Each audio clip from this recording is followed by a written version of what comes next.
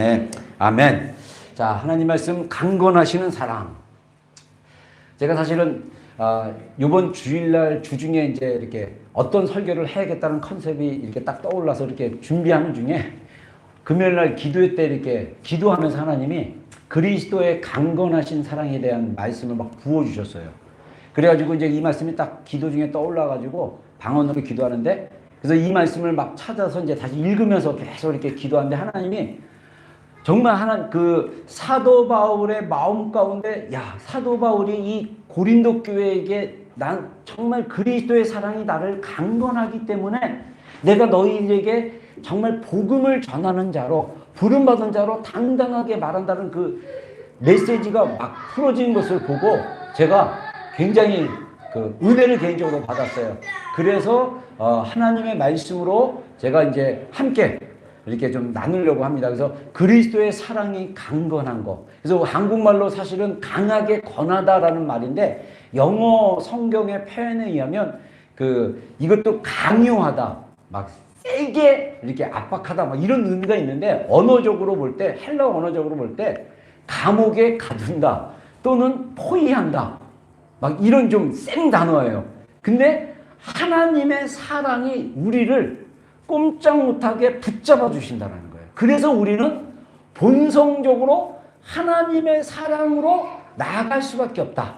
이런 의미의 하나님의 사랑이라고 이해하시면 될 것 같습니다. 자, 고린도 후서 5장 13절로 14절 15절입니다. 우리 한번 읽어보겠습니다. 시작. 우리가 만일 미쳤어도 하나님을 위한 것이요 정신이 온전하여도 너희를 위한 것이니 그리스도의 사랑이 우리를 강건하시는도다. 우리가 생각하건대 한 사람이 모든 사람을 대신하여 죽었은즉 모든 사람이 죽은 것이라.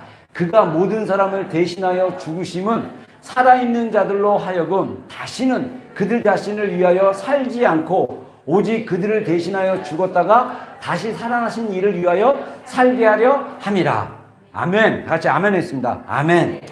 여러분, 우리가 하나님의 사랑을 깨닫잖아요. 그러면 우리가 미치게 돼 있어요. 누구한테 미치냐? 하나님께 미치게 돼 있어요. 예수님께 미치게 돼 있어요. 여러분, 한번 정말 예수님께 한번 미쳐봤습니까? 사람에게는 미쳐봤죠. 돈에도 미쳐보고, 뭐 어떤 거 막 물건에도 미쳐보고. 미친다는 거 아시죠? 설명 안 하셔도. 근데 우리가 하나님께 미치고 예수님께 미치는 거, 그게 어떻게 가능하다는 거예요? 사랑으로 가능하다는 거예요.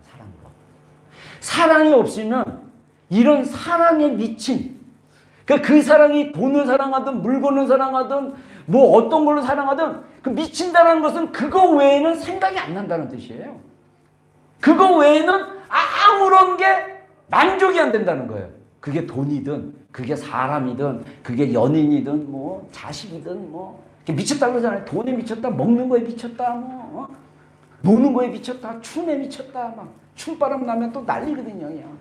맨날 그냥 당구에 미쳤다. 저는 축구에 미쳐봤거든요. 그래서 축구에 미쳐보니까 늘 잠잘 때도 묵상을 해요. 축구에 대한. 그래서 그날 있었던 경기에 대해서 별경기도 아니에요. 그냥 반 애들끼리 모여서 그냥 11명 안 돼갖고 9명 모여서 축구하고 막, 이 축구장이요 11명이 뛰어야 되는데 9명이 뛰면요 엄청 힘들어요.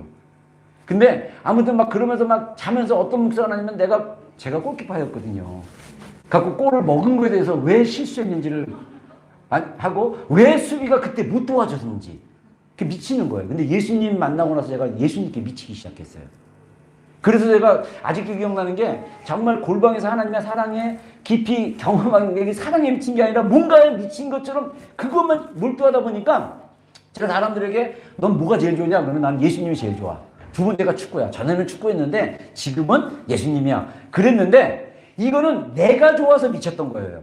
근데 나중에 5년 후에 군대 갔다 오고 나서 골반에서 기도하다가 예수님의 사랑이 나를 갖다가 압도해버리니까 이 또 다른 차원에 미친 거예요. 그러니까 내가 좋아서 미친 거랑 정말 하나님의 사랑의 감정이 내 안에 들어왔을 때 미친 거랑은 수준이 달라요.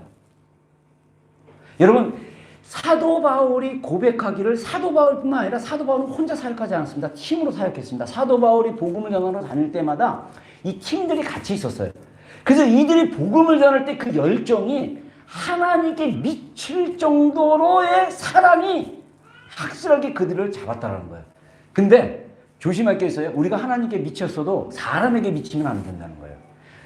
우리가 만일 미쳤어도 하나님을 위한 것이고 정신이 온전하여도 너희를 위한 것이다. 우리가 이제 처음 막 하나님을 사랑하게 되고 너무 좋게 되면 이 미침이 사람들에게도 똑같이 막 미치듯이 막 그러는데 그거 조심하셔야 돼요. 사람들에게는 온전하게 얘기를 해야 돼요. 사람들 분위기도 봐가면서 무조건 막 그냥 뭐 푸시하면 안 되고요. 사람들에 대해서는 온전하게 정신 차려서 이렇게 하는 게 필요하다는 거죠. 우리가 정말 예수님께 미치고 우리의 삶 속에서 내 삶 속에서는 정말 온전하게 삶을 살아가는 그런 그 밸런스, 이게 이제 영적 성숙, 또 건강하게 감정이나 정서가 건강하게 자라면 우리가 이런 균형에 대해서 우리가 배우게 되는데, 아무튼 그리스도의 사랑이 우리를 강건하신다고 그랬어요. 그래서 예수님의 사랑이 우리를 막 감옥에 넣어, 이 사랑의 감옥에 넣고 우리를 이거 외에는 아무것도 못하게 만들 정도로 강력하게 우리를 압박하고 푸시하고 있다는 거예요. 이게 그리스도의 사랑이다, 이렇게 얘기하고 있다는 거죠. 근데 우리말 성경에는 생각하건대인데 영어 성경에는 확신한다는 뜻이에요. 그러면서 한 사람이 모든 사람을 대신하여 죽었은즉 모든 사람이 죽은 것이다. 자, 그리스도의 그 복음의 사랑을 우리가 깨달으면 예수님이 한 사람으로 이 땅에 오셨는데 모든 사람을 위해서 대신 죽었단 말이에요. 그리고 그가, 예수님이 모든 사람을 대신하여 죽으심은 살아있는 자들로 하여금 다시는 그들 자신을 위하여 살지 않고 오직 그들을 대신하여 죽었다가 다시 나신 이를 위하여 살게 하려 하심이라. 자, 우리가 하나님을 위해서 사는 거, 하나님의 나라를 위해서 사는 거, 하나님의 뜻을 위해서 산다고 하는데 이게 하나님의 사랑으로 딱 그렇게 바뀌지 않으면 다 모든 것이 어떻게 되냐면요, 우리가 이 사랑으로 완전히 변화되지 않으면 우리 안에 그 자아에 대한 사랑의 흔적이 남아있어요. 그래서 교회 일을 열심히 하는 거, 그 다음에 주일날 빠지지 않고 오는 거, 뭐 하는 것도 다 뭐냐면 그 밑바닥으로 들어가면 자기를 위해서 하는 게 굉장히 많다라는 거예요.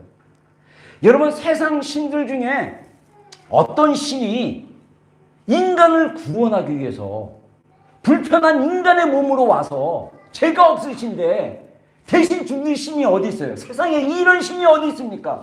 이거는 기독교에서 말하고 있는 예수님만이 가능하다는 거예요. 이게 엄청난 사랑이라는 거예요.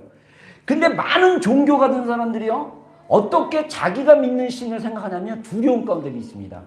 그리고 결국은 그 신에게 뭐 해달라고 그러고 싹싹 빌고 뭘 구하는 거는 다 뭐냐면 자기를 위해서 구하는 거예요.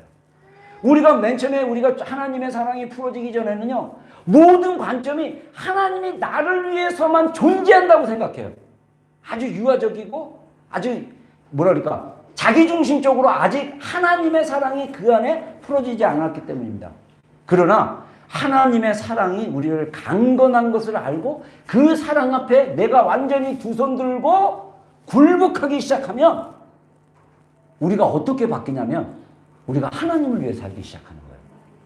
똑같이 직장 생활하고 똑같이 공부를 하고 똑같이 밥을 먹고 똑같이 무엇을 하는데 이제는 더 이상 나를 위해 사는 게 아니에요. 자녀를 키우는 것도 우리 자녀를 위해서도 아니고 나를 위해서도 아니고 하나님을 위해서 하는 거예요. 이게 완전히 컨셉이요, 새로운 관점으로 완전히 바뀌어야 됩니다. 근데 이게 억지로 되는 게 아니에요. 하나님의 강건하신 그 사랑이 우리 안에 풀어져야 돼요.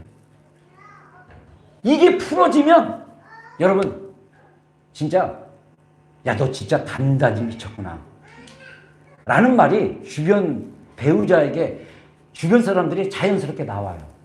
그 미치는 것은요, 내가 미쳐야지, 내가 미치고 말 거야, 내가 미치기로 결정했어, 내가 미치기로 결단했습니다, 주님 나에게 미침의 영을 주시옵소서, 막 이런다고 되는 게 아니에요. 하나님의 사랑이 이미 우리 마음에 부음바 됐는데 이 마음에 있는 사랑의 그 하나님의 사랑에 부음바 된 것이 내 안에서 발견되어지면 미치기 시작하는 거예요. 견딜 수가 없는 거예요. 잠이 안 올 정도로 보고 싶고 미치고 막 그래서 우리말로 환장한다. 미안해, 영어 통역. 환장한다가 다 똑같다, 미친다는 그런 뜻이긴 한데, 예.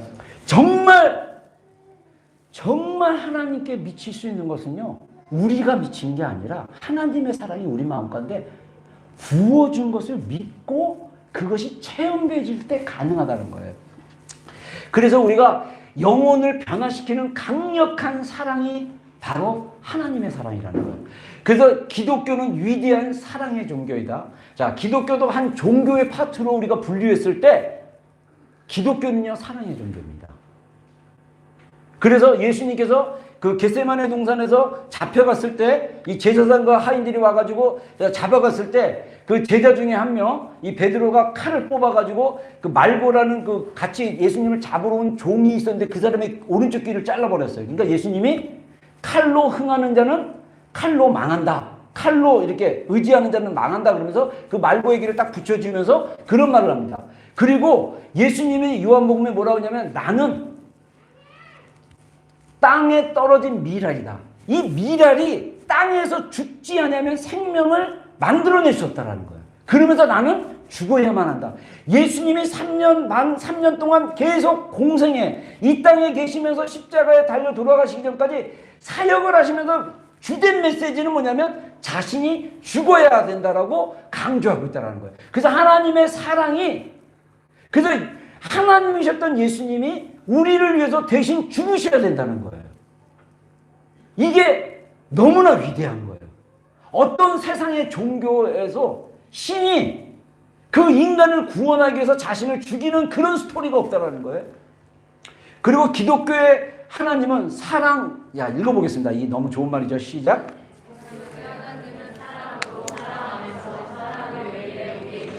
예. 예수님이 사랑으로 오셨고요. 사랑 안에서, 사랑을 위해서 우리에게 다가오셨다는 거예요. 그래서 우리가 예수님을 믿는다는 것은, 우리가 예수님께 예배한다는 것은, 하나님께 예배한다는 것은 사랑으로 예배해요.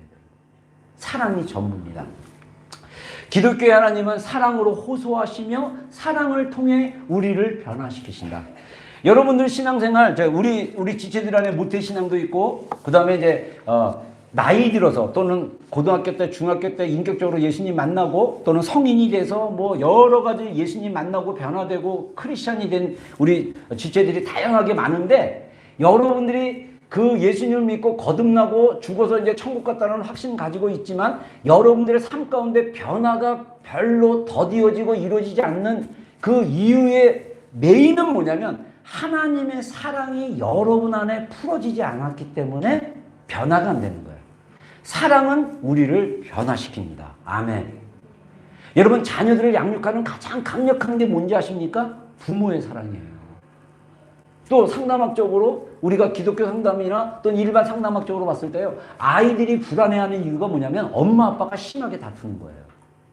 여러분들 부모님들 중에 만약에 엄마 아빠가 심하게 다투기 시작하면요, 어떤 그 상담학 책에서 얘기하는데, 아이들은요, 어린 아이들은 어떻게 느끼냐면 그 엄마 아빠가 자기 때문에 싸운다고 생각해요. 그래서 아이들이 느끼는 강도는 지진이 4 또는 5 정도의 강도로 느낀다는 거예요. 옛날에 크라처스에 지진이 났을 때 막 5인가 6 정도 났었잖아요. 여진이 계속 있잖아요. 몸만 조금 흔들리면요, 막 불안한 거예요. 근데 이게 몸 안에 완전히 몸 안으로 들어와서 이게 감정으로 되고 생각 안에 들어와서 우리 무의식 안에 있는 거예요. 그래서 우리 안에 불안함과 두려움이 있는 거예요. 그리고 깊은 곳으로 내려가면 부모님이 싸우는 것은, 아빠가 저렇게 행동하는 것은, 엄마가 저렇게 슬퍼하고 저렇게 행동하는 것은, 엄마가 저러는 것은, 아빠가 저러는 것은 다 나 때문이라는 생각으로 우리가 살게 된대요. 어렸을 때부터. 그래서 엄마가 이 유아일 때도요, 애기들을 이렇게 돌보는 데 있어서 엄마가 어떤 때는 너무 힘들어가지고 막 화내고 막 그냥 애한테 짜증내고 애는 다 못 알아듣는데 막 마치 성인에게 하듯이 막 대하면 애는 이게 뭐지? 그러면서 어떻게 생각하냐면 엄마가 나를 사랑하지 않는구나. 그래서 나는 사랑받는 존재가 아니구나. 나는 존재적으로 용납받지 못하고 존재적으로 받아들이지 못했구나 라고 생각을 한다는 거예요. 그래서 우리 많은 그리스도인들이 하나님이 우리를 존재적으로 사랑한다라는 것 자체가 믿기가 굉장히 힘든 거예요. 하나님의 사랑이 어마어마하게 엄청나게 크다는 것을 믿는 것 자체가 굉장히 힘들어요. 우리의 내면이 빙산의 그 일각, 그렇죠? 10%만 보이고 90%가 우리 내면 안에서 보이지 않고 있는데, 제가 최근에 이번에 받은 주문한 책 중에 받은 게 어떤 분인데 재밌는 게 무의식, 감정의 무의식이나 무의식이 두 개의 단계에 있다 그래가지고 뇌과학이 발달하면서 뇌를 연구하면서 나온 책이라고 그러더라고요. 그래서 제가 제목 보고 목차 보고 이거 좀 우리 인간을 이해하는데 좀 도움이 되겠다 해서 샀는데, 여러분 진짜 우리의 내면은 너무너무 깊어요. 너무너무 깊어요. 그래서 많은 사람들이 자기를 몰라요. 자기 감정도 잘 몰라요. 자기 생각, 느낌도 잘 몰라요. 하나님의 사랑으로 이것들이 깨지고 벗겨지고, 그래서 고린도후서 4장에 말씀하신 것처럼 세상 신이 하나님을, 그 사람들의 마음을 가리었다고 그러는데, 그래서 하나님을 아는 영광의 빛이 그리스도의 얼굴을 통해서 우리 마음 가운데 비춰졌다고 그랬어요. 사실은 우리 마음 속에 그리스도의 빛이 들어와 있는데, 우리가 이 빛을 보지 않고 자꾸 외부로 향하기 때문에 이 빛이 마치 눈을 감은 사람처럼 못 보고 있다는 거예요. 그래서 사실은 하나님의 사랑으로 우리의 실체를 보면 우리는 이미 사랑받는 자, 사랑을 입은 자, 하나님이 나에 대해서 어마어마하게 너무너무 사랑하신다는 걸 알 수 있어요. 근데 그게 잘 믿어지지가 않는 게 문제예요. 이게 우리의 한계가. 자, 한번 읽어보겠습니다. 시작.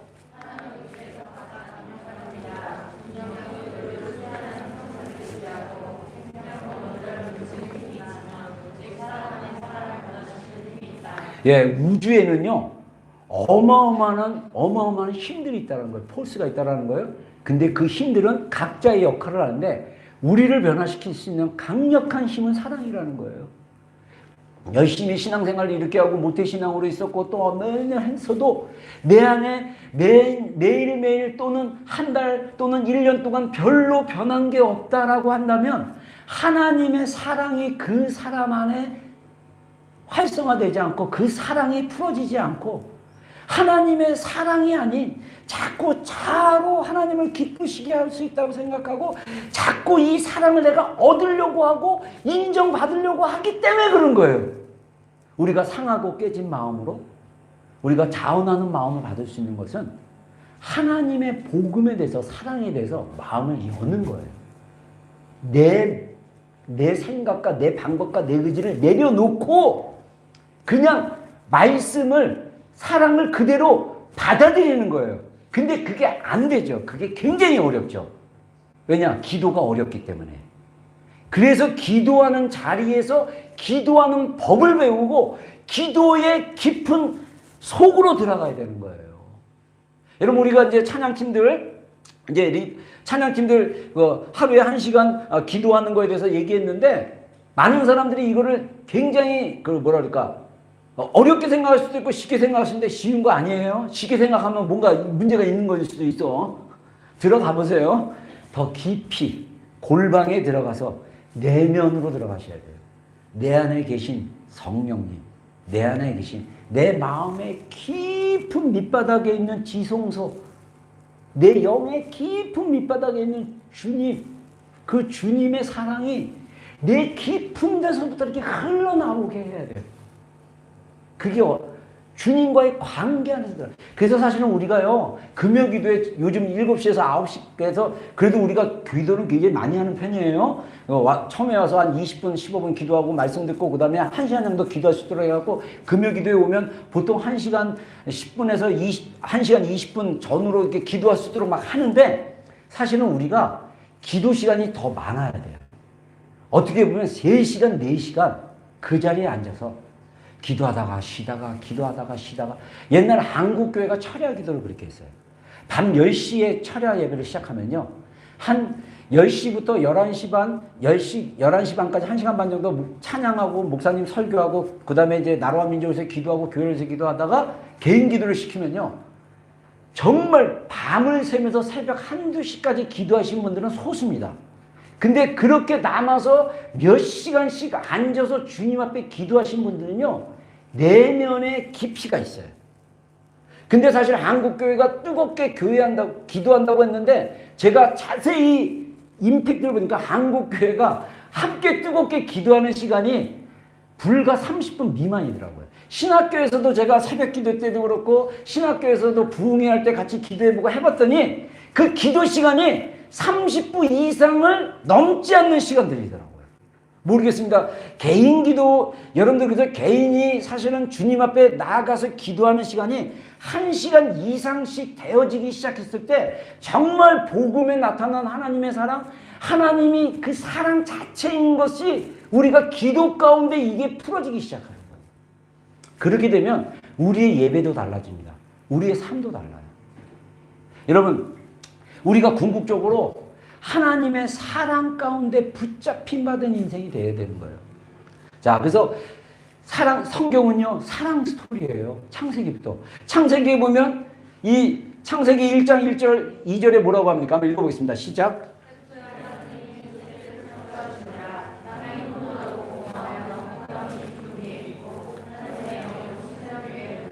네. 자, 땅이 혼돈하고 공허하다 그러는데 영어 성경에 보면 사실은 땅이 생기기 전이었어요. 그러니까 땅이라는 것은 지구죠. 우리가 살고 있는 이 지구가 생기기 전에 하나님의 영이 운행하고 계셨대요. 움직이고 계셨다는 거예요.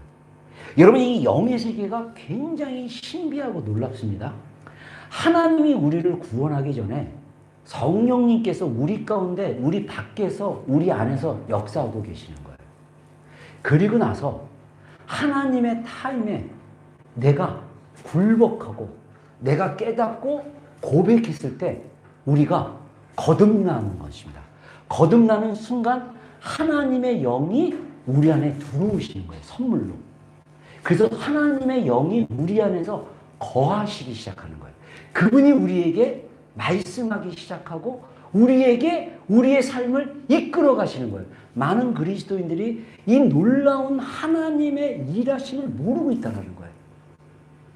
특히 모태신앙들은 더 혼란스러울 거예요. 태어나자마자 엄마 뱃속에 있을 때부터 교회를 다녔기 때문에 종교적으로 이거 해야 된다, 이거 하지 말아야 된다, 이거 해라, 이거 하지 마라, 이거 해, 너 그리스도인으로서 이렇게 해야 된다, 이런 얘기만 들었지 사실은 자라오면서 예수님께서 나의 죄를 위해서 십자가에서 돌아가셨구나. 그래서 나는 죄인이었는데 이 내 죄가 예수님의 십자가의 보혈로 깨끗하게 됐구나. 그래서 나는 이제는 죄인이 아니라 고린도후서 5장 17절에 말씀하신 것처럼 누군지 그리스도 안에 있으면 새로운 피조물이라 이전 것은 지나갔으니 새 것이 되었구나. 이것이 다 깨달아지면요 눈이 확 열리고 세상을 보는 관점이 달라져요. 근데 그런 경험 없이 종교 생활식으로 신앙생활하는 사람들이 꽤 많다는 거예요. 여러분이 구원을 받았고 여러분 안에 성령님이 계신다면요, 성령님이 우리가 구원을 받기 전부터 우리 가운데 일하고 계셨다는 거예요. 아멘입니까? 하나님이 우리 가운데 일하고 계시는 거, 우리를 사랑하시기 위해서. 그 다음에 6일 동안 천지를 창조하시잖아요. 둘째 날 궁창을 창조하실 때는 좋았더라는 말씀은 안 하셨지만 5일 동안 좋았더라 말씀하시고 6일째 됐을 때 인간을 창조하시고 심히 좋았더라고 말씀하십니다. 한번 읽어보겠습니다. 시작.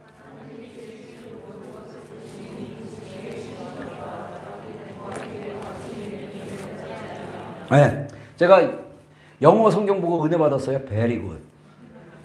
제가 카톡으로 very good을 많이 하거든요. 누가 목사님 이랬어요? 그러면 very good. 네. 보시기에 좋았더라. 자, 우리 옆사람에게 인사하겠어요. 하나님 보시기에 좋은 사람이네요. 네, 뒷사람에게도 하나님 보시기에 좋은 분입니다. 네. 네. 자, 우리가 그렇게 존재적으로 창조됐는데 문제는 타락이 오죠. 저는 아담의 배신이라고 얘기해요. 사랑에는 항상 배신이 있기 마련이에요. 그 배신으로 말미암아 우리 안에 두려움이었어요. 여러분, 우리가 사형리 그 책자에도 그렇지만은 하나님이 우리를 떠난 게 아닙니다. 우리가 하나님을 떠난 거죠. 그래서 아담이 선택했던 그 선악과의 의미에 대해서는 제가 나중에 한번 인간의 자유의지와 왜 인간이 그렇게 독립적으로 하나님에서 벗어나려고 하는지에 대한 얘기는 나중에 얘기해 싶어요. 여러분, 우리는요, 자주 하나님을 배신합니다. 우리는 자주 하나님을 싫어하는 마음으로 자꾸 하나님께 가기를 꺼려합니다. 그래서 하나님 앞에 하나님이 사랑으로 우리를 초대해줘도 우리가 자꾸 우리 안에 두려움 때문에 그 두려움 때문에 우리가 하나님께 나가기를 주저하고 또 나름대로 또 두 마음이 있는 거예요. 하나님을 넣기 또 하나님께 나가기도 싫고 또 한편으로는 가고 싶고 막 이 갈등 가운데 또 우리의 의지를 사용해가지고 결단하고 내가 힘들지만 내가 이렇게 하겠습니다 하면서 또 의지로 나가려고 하는데 그게 아니라 하나님 앞에 이 포기하고 항복하는 게 필요한데 그게 없으면 우리의 의지가 자꾸 세워지게 돼요. 아무튼 우리는 살아오면서 자꾸 하나님은 변하지 않고 늘 우리 곁에 계시고 우리 안에 계시는데 우리가 자꾸 배신을 해요. 우리가 자꾸 하나님을 떠나요. 그래서 우리 안에 고통이 있는 거예요. 예수 그리스도의 복음은 인격화된 사랑 이야기예요. 성경이 사랑을 얘기하고 있다고 다 아는 내용이지만 다시 한번 리뷰하는 것입니다. 자, 우리 요한복음 1장 14절 시작.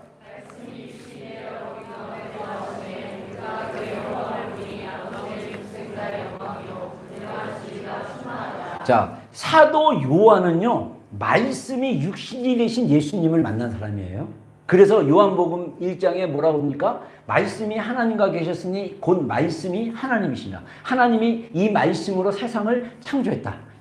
요한복음 1장에 그 얘기를 쭉 하는 거예요. 그러면서 이 하나님이 자기 백성에 오셨지만 자기 백성들이 예수님을 영접하지 않으므로 영접하는 자 곧 그 이름을 믿는 자들에게는 하나님의 자녀가 되는 권세를 주셨으니 이는 사람에게서 난 것이 아니고 혈과 육으로 난 것이 아니라 하나님의 뜻으로 말미암아이다.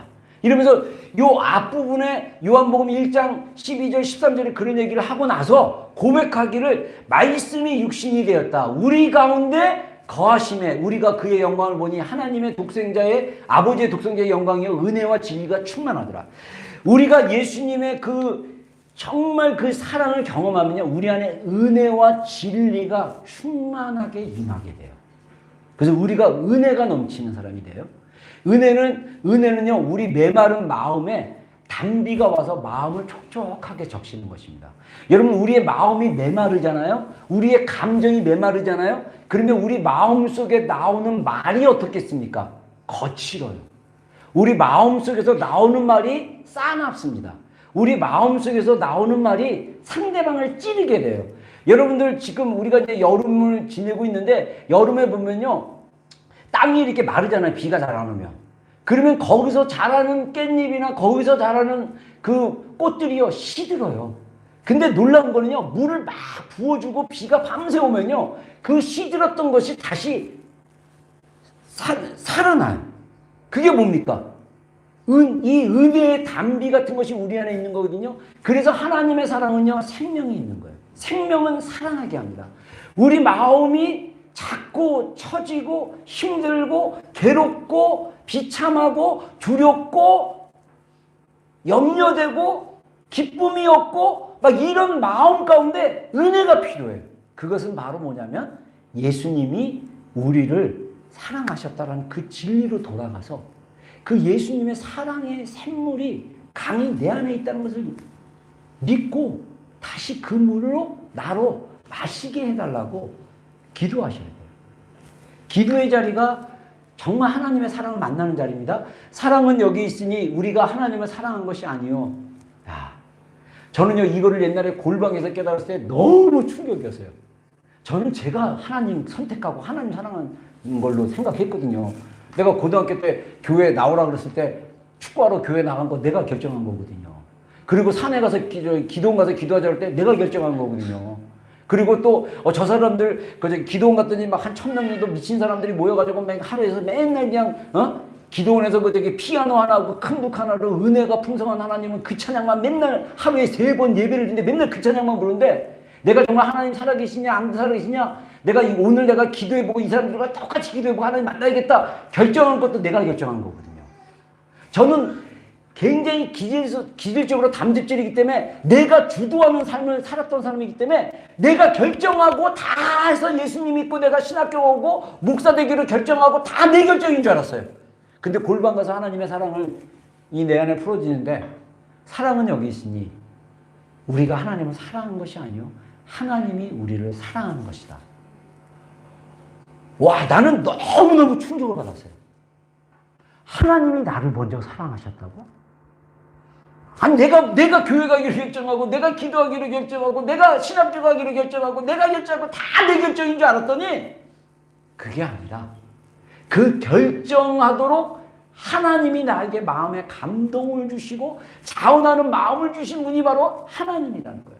결국은 내가 하나님의 사랑으로 죄인인 내가 지옥 갈 수밖에 없는 죄인을 아무런 공로 없이 내가 한 게 아무것도 없어요. 그러니까 하나님이 이렇게 좋은 분이구나. 하나님이 이렇게 사랑이 많으신 분이구나. 하나님이 이렇게 나를 위해서 자신을 내버리시고 나를 구원하셨구나. 이 진리가 그냥 확 와닿으니까 그냥 믿은 거예요. 그냥 믿어진 거예요. 근데 그게 하나님의 사랑이었다는 거예요. 그 사랑이요. 하나님이 우리를 사랑하셔서 우리의 죄를 용서받게 하기 위해서 우리의 죄를 해결하기 위해서 화목제물로 그 아들을 이 땅에 보내셨다. 예수님이 십자가에서 죽으신 그 십자가의 사건은 구약에서 나오는 레위기나 출애굽기나 민수기나 여기서 구약의 그 제사의 가운데 소를 가져다 바쳐라 양을 가져다 이렇게 제물을 드리는데 그거를 자세하게 기록을 하면서 내장은 갈라서 내장은 불에 태우고 가죽은 벗겨서 따로 놓고 그 다음에 그것을 다 갈라서 어느 부위는 기름은 다 태우고 머리도 다 태우고 이렇게 하라고 하면서 하나님이 주셨던 그 화목제물은 뭐냐면 하나님과 우리와 원수대 죄 때문에 하나님이 우리는 그냥 하나님을 원수로 생각하고 하나님도 우리 죄 때문에 우리와 가까워질 수 없는데 하나님이 먼저 우리에게 화해의 손을 내미셔서 우리를 구원하신 거예요. 여러분 이게 진짜 머리로 믿는 게 그렇구나. 감사하지. 여기로 있으면 안 되고요. 정말? 정말 너무 감사하네. 너무 고맙네. 하나님 감사해요. 고마워요. 요 정도에서 좀 더 깊이. 하나님 왜 나를 사랑하셨어요? 하나님 왜 사랑이 이렇게 큰가요? 하나님의 사랑을 자꾸 생각하면 자꾸 눈물이 나고 하나님이 나를 사랑한다는데 나는 진짜 사랑받을 아무런 조건도 없고 아무런 자격도 없는 사람인데 나를 사랑하셨다고요? 나는 이게 도저히 믿어지지가 않아요. 이것이 깨달아지기 시작하면 그때부터 이제 눈물이 나기 시작하고 제가 지난 금요일날 기도하는데 그리스도의 사랑이 나를 강건한다. 이 말씀이 딱 제 안에 떠올랐어요. 저는 이게 방언으로 기도했어요. 그래서 이 말씀을 찾아보니까 고린도 후서에 있었어요. 그리고 쭉 뒷부분을 쭉 읽는데 사도 바울이 얼마나 예수님을 사랑했고 그 사도 바울이 예수님을 사랑하는 그 마음이 그냥 그 감정이 전달되는 거예요. 그냥 감정이 내 안에서 그냥 막 전달되니까요. 또 모든 제 열려있는 모든 문에서 이제 눈물이 막 콧물 막 그냥 이거는요 내가 억지로 생각하는 게 아니라 그냥 깊은 데서부터 그냥 사도 바울이 얼마나 주님의 사랑에 붙잡힌 바 되고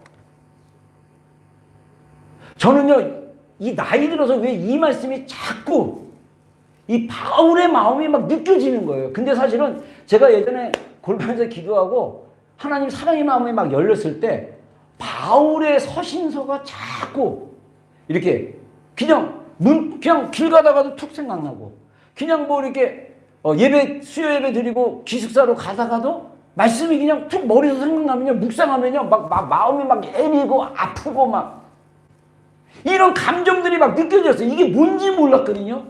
그때는 20대 때는 이제는 제가 목회하면서 와, 하나님의 사랑을 이렇게 경험했기 때문에 여러분 우리가 하나님의 말씀인 성경을 자세히 읽어보고 그것을 사랑의 스토리로 읽기 시작하면요 하나님의 사랑이 막 느껴지기 시작해요.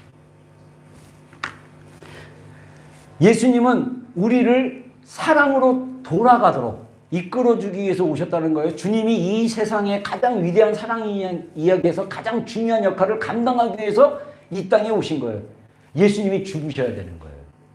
근데요, 이거 굉장히 어려운 내용이지만 성경에서 복음에 대해서 얘기하고 있는데 사실은 우리가 십자가에서 죽었다는 사실을 깨달으면 우리 자아가 죽었다는 사실을 깨닫게 되면 우리가 얼마나 자유한 존재인지를 알게 돼요. 우리의 속사람, 우리의 자아가 죽어야만 우리 안에 진짜 생명이 깨달아지는 거예요. 그래서 우리를 향한 하나님의 마음. 자, 한번 읽어보겠습니다. 이 질문을 했습니다. 제가 읽었던 책에서 이 질문을 했어요. 이분이 영성 지도하는 분이고, 그 다음에 그 정신 분석학자였어요. 근데 이분이 이제 캐나다 분인데, 이분이 굉장히 책들을 많이 쓰셨는데, 이분이 자기가 상담하는 사람들이나 많은 사람들에게 똑같은 질문을 했대요. 하나님이 당신을 생각하고 계신다고 상상해봐라. 하나님께서 당신에 대해서 어떻게 느낀다고 생각하는가? 자, 이거를 간단한 실습이라고, 단순한 실습이라고 얘기합니다. 한번 생각을 해보라는 거예요. 하나님이 나에 대해서 어떻게 생각하시나? 그냥 상상. 네. 근데 많은 사람들이 뭐라고 얘기하냐면요. 하나님이 자신을 향해서 실망하실 것이라고 대답합니다. 하나님은 늘 나에 대해서 실망하신다고. 자, 또 다른 사람들은 뭐라고 얘기하냐면 하나님이 분노를 느낀다고. 나에 대해서 굉장히 화가 난, 앵거 한다고 생각한다는 거예요. 그리고 두 경우 모두 이 실망한다고 생각하고 하나님이 나에 대해서 분노를 느낀다고 생각하는 이유가 뭐냐면 자신의 죄가 가장 먼저 하나님의 주목을 끈다고 생각하기 때문에. 우리가 하나님 앞에 나가십시오, 하나님께 뭐 하십시오 그러면 우리가 본능적으로 모든 그 연약함이나 실수를 자기 걸로 생각하기 때문에 하나님이 나에 대해서 생각한다, 하나님께 나간다 그러면 자꾸 이렇게 죄를 먼저 생각한다는 거예요. 이게 우리의 하나님의 사랑을 경험하지 못한, 하나님의 사랑을 깊이 경험하지 못한, 여러분들 오해하지 마십시오. 여러분들이 조금이라도 하나님의 사랑을 나는 다 경험해 봤다고 생각해요. 근데 여전히 하나님이 나에 대해서 어떻게 생각하시지 하는데 만약에 내가 자꾸 이렇게 하나님이 나에 대해서 실망하셨을까요? 하나님이 나에 대해서 화가 나셨을까요? 하나님이 나에 대해서 못마땅하실 거라고 느낀다면 그것은 아직 깊은 복음에서 말하는 하나님의 그 위대한 사랑을 아직 경험하지 못했기 때문에 자동적으로 그렇게 생각한다는 거예요. 하나님이 우리에 대해서 어떻게 생각하시는지 아세요? 읽어보겠습니다. 시작.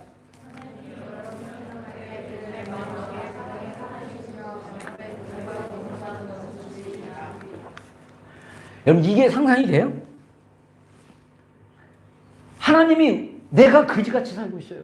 내가 지금 예배도 제대로 안 드리고 내가 진짜 하나님 보기에 막 죄도 짓고 내 마음이 늘 그냥 더러운가 성경에서 막 그냥 미움가 막 이런 마음으로 막 있는데 하나님이 나를 사랑의 마음으로 미소를 짓는다는 게 돼요? 이게 우리 안에 안 믿어지는 거예요. 그래서 자꾸 이렇게 하나님께 나가는 게 두려운 거예요. 하나님은 인간을 향해 사랑이 넘치는 분이다. 그분은 창조의 세계와 감정적으로 격리된 분이 아니시다. 우리를 향한 하나님의 사랑은 강하고 지속적이며 긍정적이다. 자, 한번 읽어보겠습니다. 시작.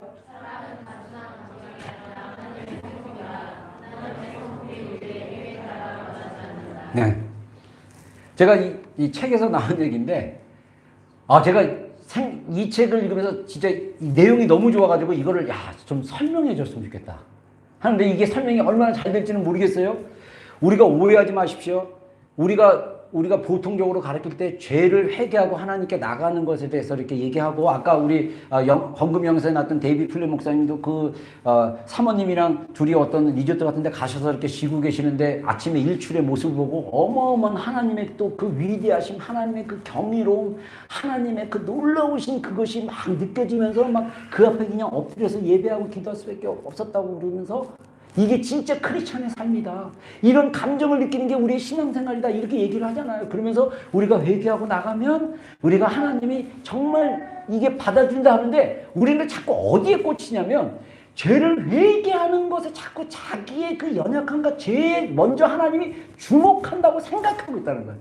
이분이 말하는 메시지에 뭐냐면 하나님은 우리를 존재적으로 받아들인다는 거예요. 하나님의 성품이 사랑이에요. 그 성품에서 나오는 감정이 사랑이에요. 근데 우리의 감정은 쉽게 변하잖아요. 기분 좋았다가 남편이 그냥 저기 말 한마디 하면 막 기분이 확 상해버리잖아요. 아내가 막 기분 좋게 직장에서 왔는데 아내가 막 그냥 힘들어가지고 막 뭐라고 잔소리하면 또 막 눌리고 막 힘들고 막 이러잖아요. 우리 감정은요 수시로 바뀌어요. 근데 하나님도 그럴 거라고 생각하는 거예요. 그래서 내가 죄를 짓거나 내가 몰랐거나 내가 행동을 잘못하면 하나님은 실망했거나 나에게 분노하거나 나에게 막 인상 쫙 찌푸리고. 저도 연약한 부모거든요. 우리 아이들이 못마땅하면요 인상을 막 써요. 그래서 애들이 냄새를 맡아요. 아빠의 냄새. 아빠가 나를 좋아하지 않는구나. 아빠가 나를 받아들이지 않는구나. 우리는 인간인 거로 우리의 감정이 언제든지 막 그냥 오르락내리락 할 수밖에 없어요. 그러다 보니까 우리도 하나님이 그럴 거라고 생각하는 거예요. 근데 하나님이 우리의 행동 때문에 우리를 바라보는 하나님의 사랑의 눈길이 바뀌지 않는다는 거예요. 성경에 보면요, 우리의 하나님은, 자 읽어보겠습니다. 화내기를 더디하시고, 네, 한번 읽어보겠습니다. 시작.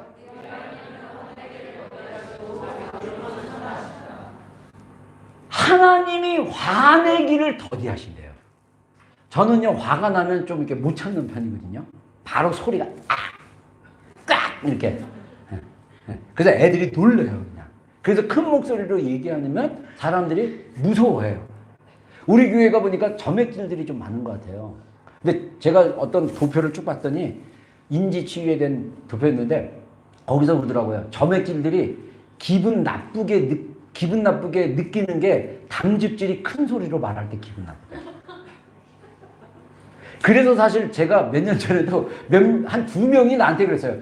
저는 목사님이 막 설교 때 막 소리 좀 막 이렇게 하면 그게 다 맞는 얘기인데 이게 좀 이렇게 야단 맞는 느낌이 든다고. 그래서 제가 요즘 목소리를 굉장히 낮추고 있어요. 저도 이거를 알고 나니까 제가 원래 목소리 톤이 굉장히 높은 사람이거든요. 지금도 가끔씩 흥분하면 막 높아지는데, 근데 그것이 무의식안에서 거부감을 일으키는 거예요. 점액질들은. 목사님이 막 얘기하면 나는 사랑을 얘기하고 있는데 하나님이 여러분을 사랑하십니다 막 했는데 점액질은 두려운 거예요. 목사님 왜요? 사랑하면서 저렇게 화를 내시지? 이렇게 오해를 하는 거예요.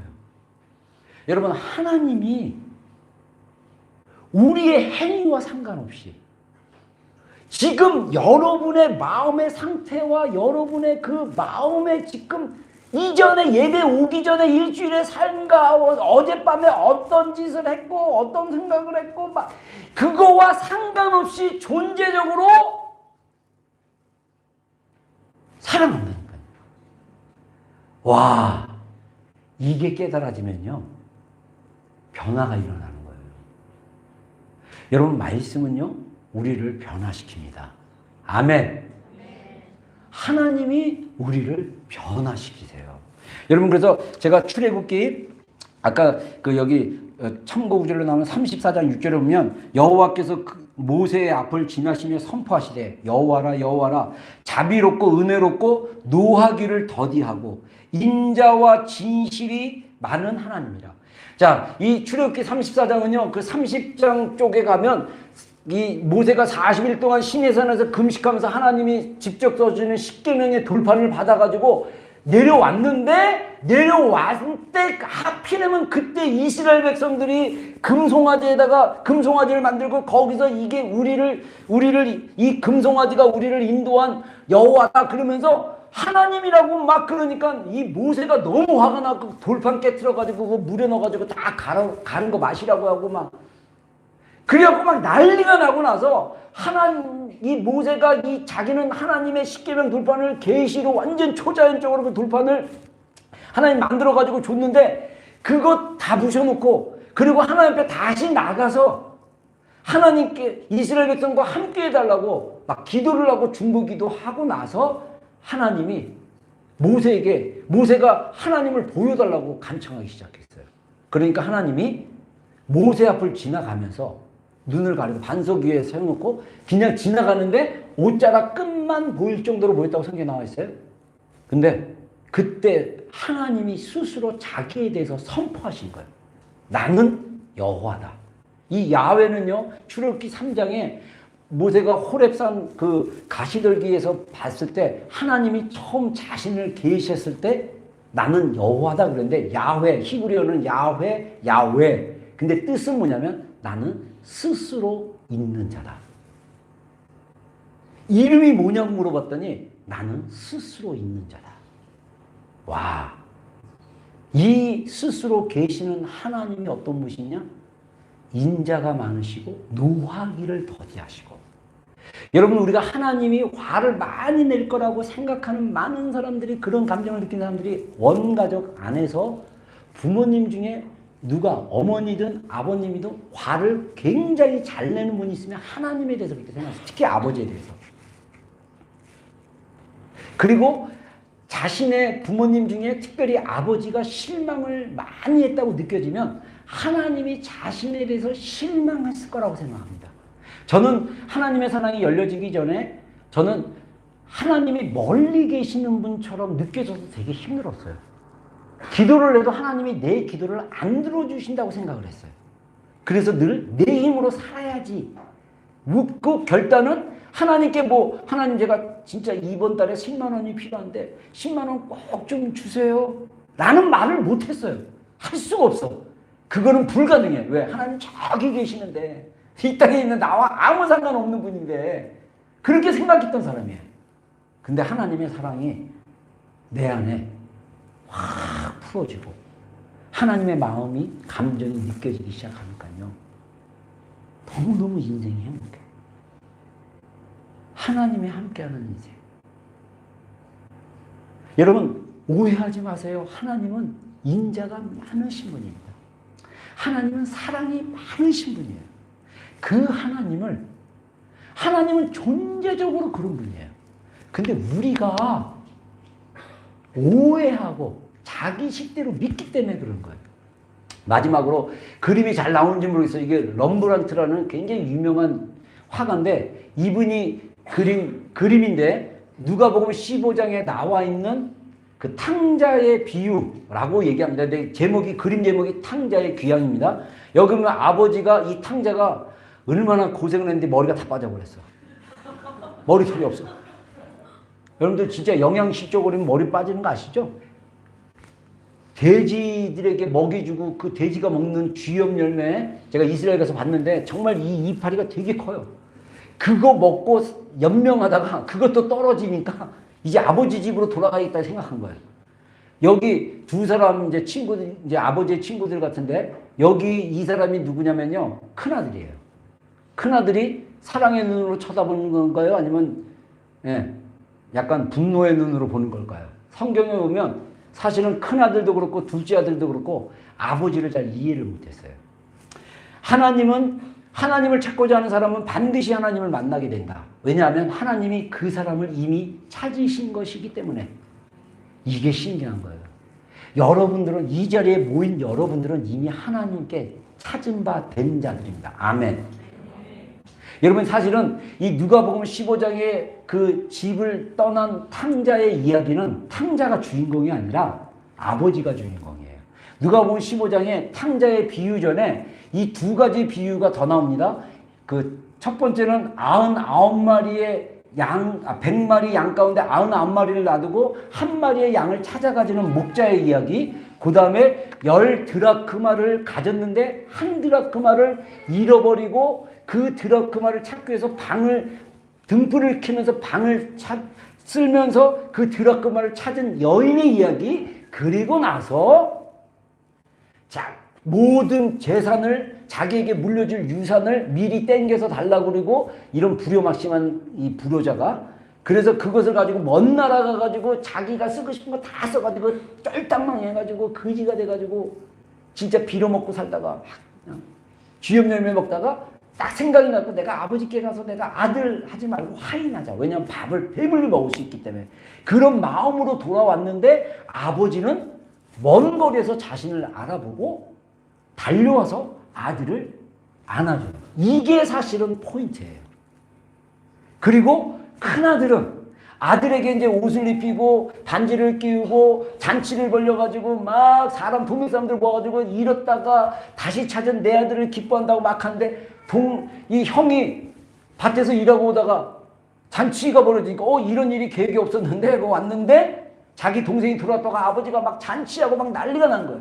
그러니까 형이 빈정이 상해갖고 막 분노하면서 아버지는 내가 그렇게 열심히 아버지를 위해서 일했는데 친구들과 염소 한 마리 잡아준 적이 없는데 이 아버지의 돈을 다 삼켜버린 이놈한테는 이런 잔치를 베풀어 줍니까? 이러면서 막 아버지한테 섭섭하다고 섭섭한 걸 막 얘기하는데 아버지가 뭐라고 하냐면요. 누가복음 15장 31절에 아버지가 이르되 너는 항상 나와 함께 있으니 내 것이 다 너의 것이로되 이 너의 동생은 죽었다가 살아났으며 내가 잃었다가 얻었기로 우리가 즐거워하고 기뻐하는 것이 마땅하다 하니라. 자, 교회 안에 아버지의 단물은 다 빼먹고 세상에서 즐겁게 놀 거는 다 놀다가 또 돌아오다가 또 도망가는 그런 탕자 같은 사람이 있고 내가 볼 때 교회 안에 많은 사람들이 큰아들 같아. 열심히 뭔가를 해요. 근데 아버지의 사랑이 안 느껴져. 그러니까 화가 나는 거야. 그러니까 평소에 섭섭했던 말. 나는 친구들이랑 염소 한 마리 안 잡아줘서 놓고 아버지 재산 다 먹어버린 이놈한테는 이 염소 이 둘째 아들 돌아올 때는 송아지 잡아줬거든요. 가격이 더 비싸요. 아버지가 입던 옷까지 다 줬어. 반지까지 다 껴주고. 이거는요 너무 어마어마한 분노를 자극하는 거예요. 그러면서 이렇게 얘기하니까 얘야 내 것이 다 먹어야 우리가 그렇게 살아요. 하나님이 우리에게 주신 시간들, 하나님이 여러분들에게 주신 자녀들, 가정들, 여러분 우리의 공동체들 다 주님 안에 있는 거예요. 이 안에서 우리가 즐거워해야 돼요. 요청하면 돼. 염소 한 마리 잡아주셔. 친구들이랑 잔치하게 염소 한 마리 주세요. 그럼 내 것이 네 것인데 가다 잡아서 가서 먹어. 근데 그냥 뭔가 큰 걸 바랬는지 그냥 그 사소한 걸 못해. 그러니까 늘 오해하는 거야 그냥. 많은 그리스도인들이 하나님에 대해서 이렇게 오해하고 있어요. 특히 그 교회 열심히 하거나 막 뭔가 이렇게 하는 사람들이 화가 많이 나 있어. 여러분, 하나님의 사랑으로 우리가 매 순간 힘들고 어려울 때, 그리고 여러분 우리의 힘으로 사는 것이 아니라 하나님을 의지했을 때 더 많은 기쁨과 사랑이 우리 안에 흘러와요.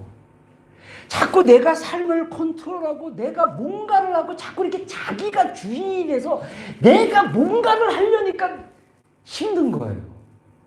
내려놓으세요. 주님께 맡기세요. 마태복음 11장 뒷부분에 그런 말 있잖아요. 수고하고 무거운 짐을 진 자들아 다 내게로 와라. 내가 너로 쉬게 하리라. 우리가 주님 앞에 머물러야 되는 이유가 뭐냐면 우리가 주님 앞에 내 마음의 짐과 힘듦과 고통과 부담과 두려움, 염려, 걱정, 그 무기력함 주님 앞에 내려놓으라는 거예요. 그리고 주님이 주는 멍에 내려놨으니까 나는 끝이네가 아니라 주님이 주는 멍에를 내면 주님이 가르쳐 주기 시작하는 거예요. 자, 우리 따라하겠습니다. 우리 목 위에 따라하세요. 우리 목 위에 예수님의 멍에가 있다. 예수님이 멍에로 이쪽으로 가라 줄로 이렇게 당겨서 야야 이쪽으로 가 그러면 이쪽으로 가고 저쪽으로 가 그러면 저쪽으로 가고. 그래서 이사야 선지자가 뭐라고 얘기했냐면 이스라엘 백성들에게 내가 너희가 어디로 행할지를 너희 귀에 들리게 하겠다고 말씀하시거든요. 여러분 우리가 하나님이 우리에게 지시하시고 말씀하신 걸 들으시면 돼요.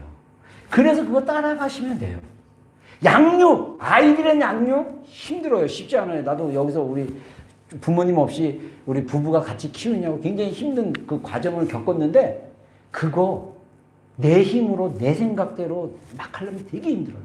우리가 하나님이 주시는 지혜와 하나님이 주신 방법으로 하나님이 아이들을 진정시키고 하나님이 아이들을 이끌어 주실 거라는 기대감을 가지면요 너무 놀라요. 이게 저도 살아보니까요 야, 이 진짜 우리의 삶의 그 특히 사람들의 그 마음과 감정은요 우리가 컨트롤할 수가 없어요. 저는 그런 거 굉장히 많이 느껴요. 진짜 여러분들도 마찬가지고요. 옛날에는 하나님이 저를 보호하시려고 여러분들의 그 변화무쌍한 감정들을 못 보게 하셨어요. 그래가지고 뭐 나에 대해서 막 째려보고 막 싫어하고 막 그래도 너는 그렇구나 나는 이렇다 이래가지고 몇 년 전에 제가 우리 건경미장에 나왔나? 오늘 안 보이는 것 같은데 뒤에 있어요?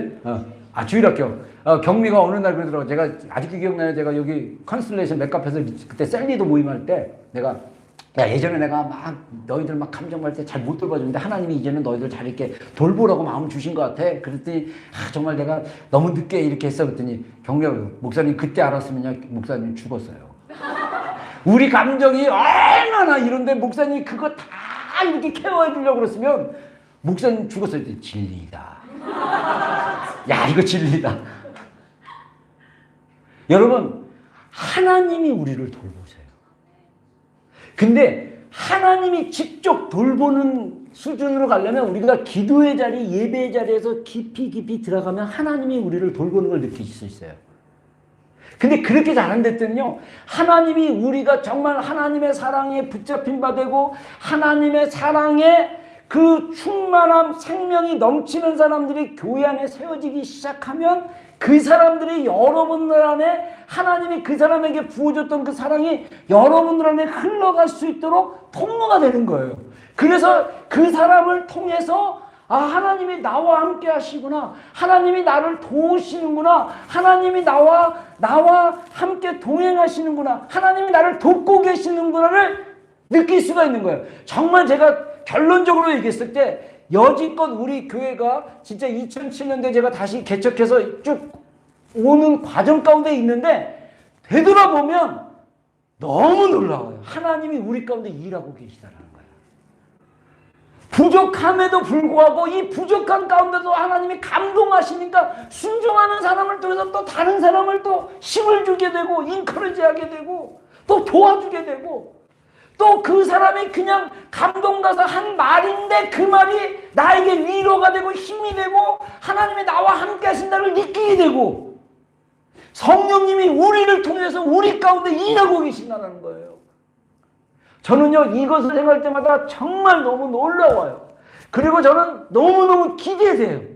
우리 공동체가 하나님의 사랑으로 변화되어서 가장 가까이 있는 우리의 배우자, 가장 가까이 살고 있는 우리의 그 가족에서부터 변한 것을 느끼게 하는, 그리고 더 나아가서 교회든 친구든 학교든 직장이든 사람들이 내가 바뀐 것을 알게 되는 그 변화는 결국은 뭐냐?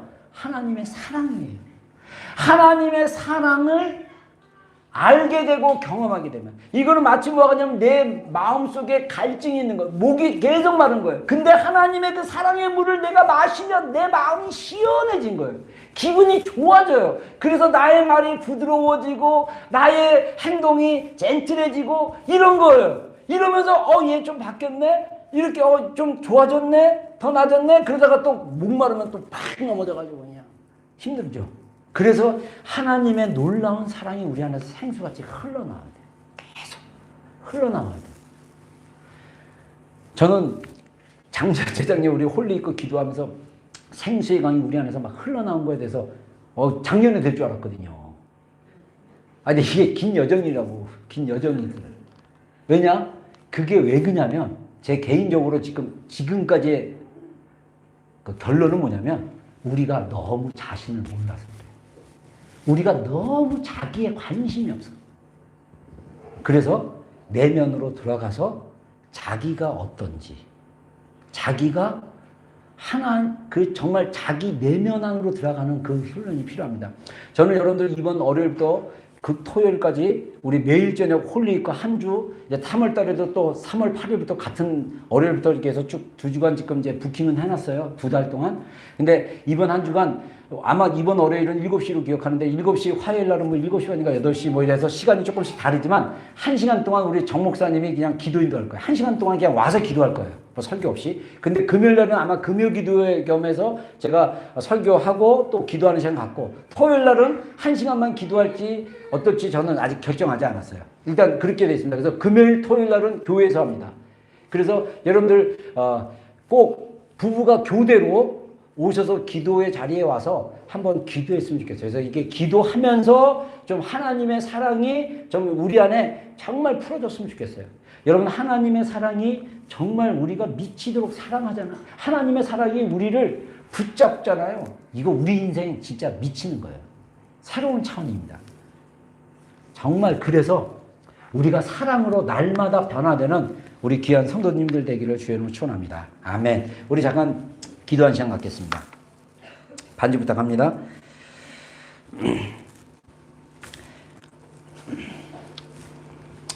여러분, 우리가 하나님의 사랑, 제가 많이 설교를 했기 때문에 또 듣는 얘기지만 중요한 것은 우리 마음이 정말 하나님의 사랑을 얼마나 깊이 체험하고 그 사랑이 나를 계속적으로 변화시키고 있는가.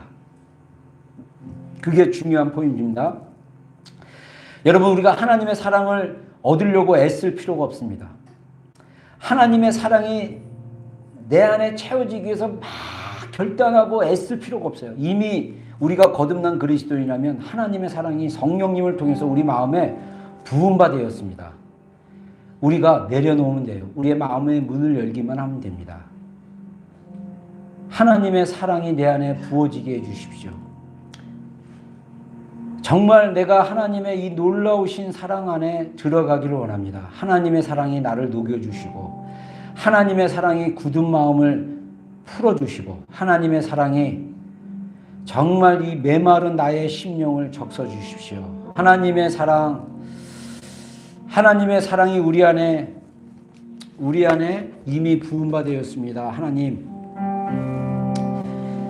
예수님의 이름으로 요청합니다. 이 시간 예수님의 이름을 부르고 기도하는 심령들 안에 하나님의 사랑이 더 부어주게 해주시고, 하나님의 그 놀라우신 은혜가 우리 마음 가운데 더 부어주게 해주십시오.